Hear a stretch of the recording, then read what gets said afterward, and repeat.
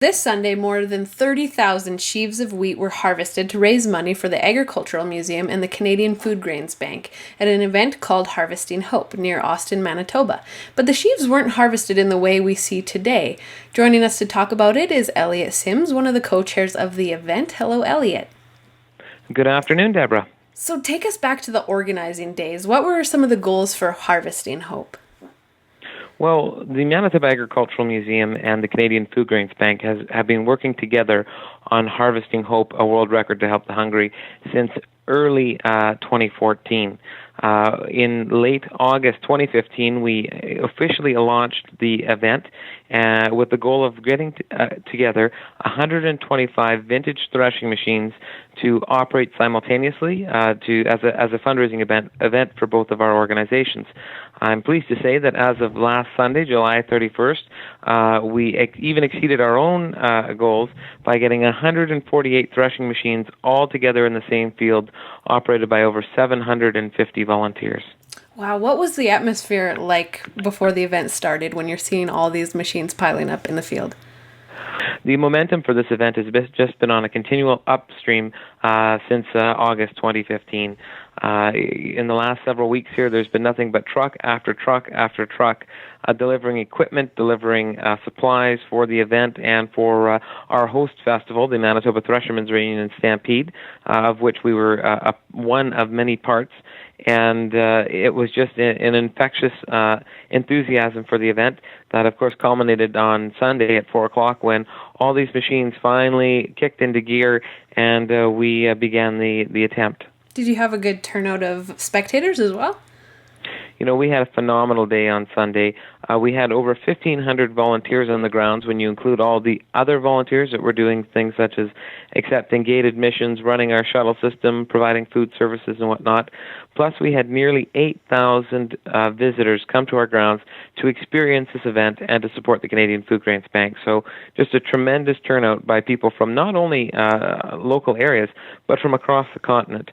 We had people that came all the way from Wisconsin and New York State and Ontario, Quebec, BC to experience Harvesting Hope, a once-in-a-lifetime opportunity to see the world's largest pioneer harvest. So that's a lot of machines and that's a lot of people. Give us an idea of the scope of the area required for all of this.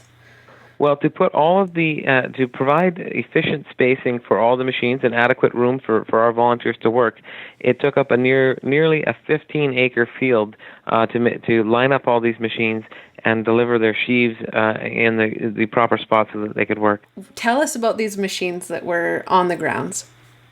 You know, the machines that we had here were absolutely amazing. The oldest machine that came was an 1887 threshing machine, and the newest one was from 1953, which was right at the end of the era of the threshing machine.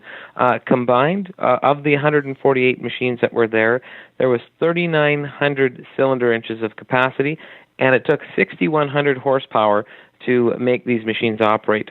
When you add it all together, that's equivalent threshing capacity of 17,000 bushels an hour. So when you start comparing that to modern machines, it would still take a tremendous amount of modern combines to compete with the threshing capacity that we had at Austin last weekend. Did you have any breakdowns? Unfortunately, we lost a number of teams to mechanical failures.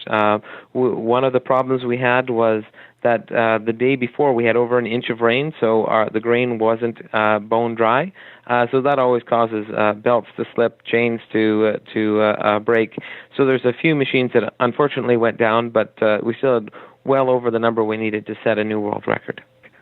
So for people who have never seen a threshing demonstration before, what did the process entail? If you're looking at one of those pieces of equipment, how many people were on it and what were they doing? For sure. Well, each threshing team consisted of a tractor or steam engine as a power unit, as well as a threshing machine.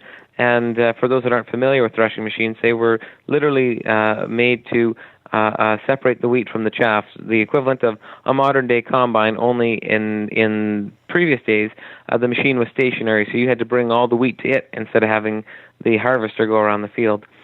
So each one of those units was run by between 4 and 7 people during our event. One person maintaining the power unit, one person looking after the threshing machine, and then 2 to 3 people pitching sheaves during the event. What did you hear from the people that were involved in the process? Well, it was a really interesting opportunity for all of us in the antique agricultural machinery community to come together to support such a great cause in the Canadian Foodgrains Bank. Not only was there a number of threshing machines and tractors from the Manitoba Agricultural Museum's collection, but there were many, many pieces that were brought in by agricultural societies, tractor clubs, and other heritage museums and organizations from across Western Canada. So it was great to see all those people in one place at one time. There was also another unique aspect of it. There was many, many teams that were families that may not even be involved in farming anymore, but they still had, grandpa or great-grandpa's threshing machine and tractor, and they restored them to like-new condition to bring them out for this very special event. So just a tremendous amount of energy, tremendous amount of effort, literally tens of thousands of dollars and tens of thousands of hours of work to refurbish these machines and get them ready for this Guinness World Record attempt. So do you think that it, inspired some respect between the generations and also between the urban and rural communities? Well, it was really great to see so many young people taking on new threshing machines and getting them back up to life. And that was only possible because we had those people in older generations that were willing to work with us as young people interested in agriculture to fix these machines and get them running again. And when you actually look around all those teams, many of those people were from Winnipeg and Regina and Edmonton and Saskatoon and actually don't even farm. But it was a way to continue to respect agriculture and our rural farming roots. So how did you end up raising money through this event? Well, there's a number of different ways. One, of course, was through admissions to the event, and the other was through our Corporate Partners program.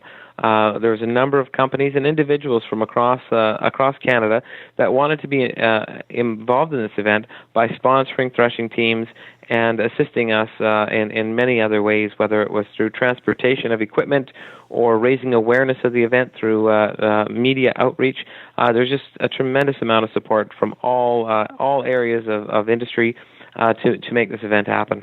When do we find out from Guinness World Records? When do you get to have the spotlight from them, I guess?